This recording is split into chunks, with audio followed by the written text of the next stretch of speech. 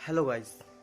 तो आज हम बात करने वाले हैं इमोशंस पे। देखिए, इमोशन एक ऐसी चीज़ है जो लाइफ हो या बिजनेस हो या ऐसा कुछ भी, वो बर्बाद भी कर सकती है और वो अच्छा भी कर सकती है। आपने देखे होंगे अच्छे से अच्छे फैमिली या फिर कुछ ऐसा कोई बिजनेस, यदि कोई पर्सन इमोशंस पे अपने कंट्रोल कर पा रहा है तो काफ़ी अच्छा ग्रोथ कर पाता है। बट यदि ऐसा वो नहीं कर पाया तो काफ़ी ज़्यादा प्रॉब्लम्स का सामना करना पड़ सकता है। इसका मैं बेस्ट एग्जांपल लेता हूँ इमोशंस को समझने के लिए कि इमोशंस क्यों इतना ज़रूरी या फिर इमोशंस पे क्यों फोकस हमें करना चाहिए इमोशंस को कंट्रोल करने के लिए। तो बेस्ट एग्जांपल लेते हैं किसी शराबी का, अल्कोहलिक का।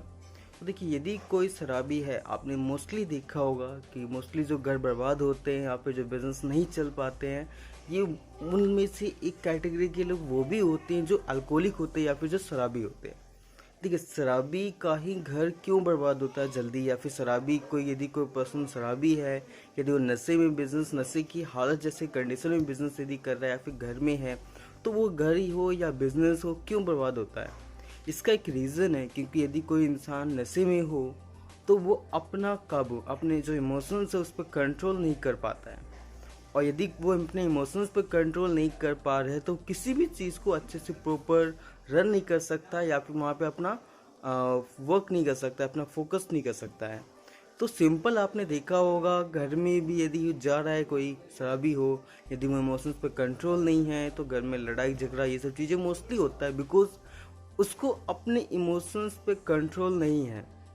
उसको जो गुस्सा आ रहा है तो गुस्सा करेगा, प्यार आ रहा है प्यार करेगा, इमोशंस पे कोई मतलब नहीं, इमोशंस पे कोई कंट्रोल नहीं है। और यदि वो बिजनेस में है तो बिजनेस में भी इमोशंस पे कोई खास कंट्रोल नहीं हो पाता है।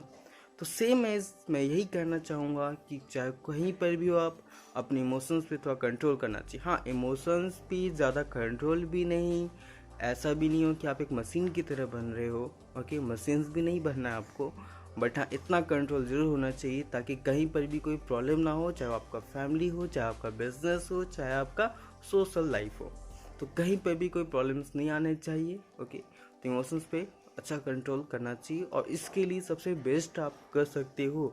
अब पॉइंट ये आता है, इमोशंस पे कंट्रोल करना चाहिए, बट कंट्रोल करना कैसे चाहिए, ये भी एक बहुत बड़ा टॉपिक है।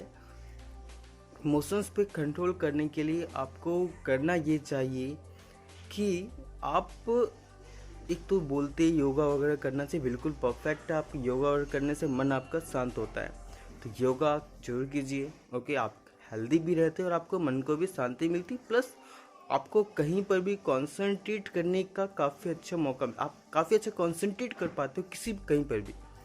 और सबसे प्लस पॉइंट है, यदि आपको इमोशंस कंट्रोल करना है तो एक छोटी सी बात आप बस याद रखिएगा। ओके, हर बार आप अपने इमोशंस को कंट्रोल कर पाओ।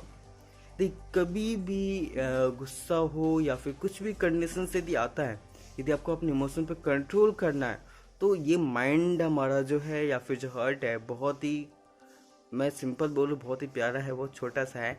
आप आप इसको कंट्रोल में इजीली कर सकते हो। यदि आपको गुस्सा आ रहा है या फिर कुछ ऐसा, कुछ प्यार आ रहा है या फिर कुछ आपको इमोशंस को चेंज करना है, आप तुरंत ही माइंड में दूसरी बातों को सोचना स्टार्ट कर दीजिए, उससे अपने माइंड को डाइवर्ट कीजिए।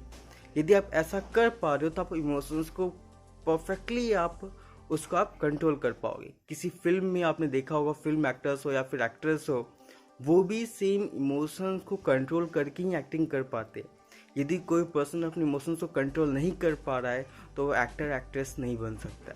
तो आपने देखा होगा परफेक्ट क्या कंट्रोल कर पाते हैं वो अपने इमोशंस को। तो इमोशंस को कंट्रोल करने के कारण ही आप इतने सारे मूवीज़ या सीरियल्स वगैरह आप देखते हो, ऐसा लगता है बिल्कुल एक्चुअल में ये हो रहा है, क्योंकि अपने इमोशंस से पूरी तरह से वो कंट्रोल कर पाते हैं। आप अपने लाइफ में भी कंट्रोल कर सकते हो, अपने हिसाब से आप लाइफ को सर्वाइव कर सकते हो। जैसे किसी फिल्म के हिसाब से वो अपने इमोशंस को कंट्रोल करते हैं, और जैसे इमोशंस कंट्रोल करते हैं उस हिसाब से जैसा वो चाहते हैं वैसा इमोशन कंट्रोल करते हैं, और वैसा ही लाइफ, ऐसा ही मूवी आगे बनता है। तो सेम एज अपना लाइफ को भी मूवी की तरह ही समझिए, और सेम अपने इमोशंस को कंट्रोल कीजिए और अपने हिसाब से अपने लाइफ को आगे सर्वाइव कीजिए या फिर आगे ग्रोथ कीजिए। सो धन्यवाद, आज के लिए बस इतना ही। Thank you.